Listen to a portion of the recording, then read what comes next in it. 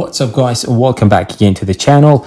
In this video I'm going to show you how you can change the email linked to your Apple account or your Apple ID, or even if I say iCloud is correct as well, right?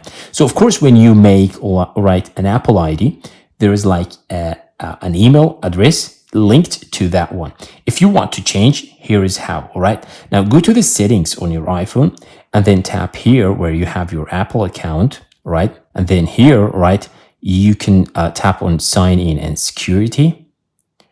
All right, after that, all right, you will see some options here. All right, now the first one is the email address, the primary email. All right, the second one is the phone. All right, so for the email address, all right, you can do so. Tap on here, all right, and then, all right, here is the primary email. All right, you can remove from account. Now I'm going to remove this email address, right? And then I will be able to add a new one. All right, now let's go ahead, remove from account, tap on that one. All right, let's wait. All right, enter your iPhone passcode. Now I'm going to go with the passcode for my iPhone. Okay, after entering the passcode for my iPhone, all right, now add a new or primary email address. Okay, now existing email address or new iCloud email address. Now I'm going to go with existing email address. Tap on that one.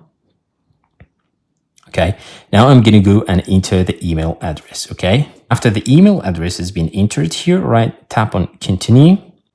Now I have to verify the email address. Now a code, right, of 6 digits has been sent to my email address. So let's go and get the code from my email address. Right, let's enter the code. Right, all right, primary email address updated. Right, you can now use it. Okay, so let's see, done. Okay, now the primary email address that is linked, okay, to my Apple ID has been changed like that. See you next time. Thanks for watching, and bye bye.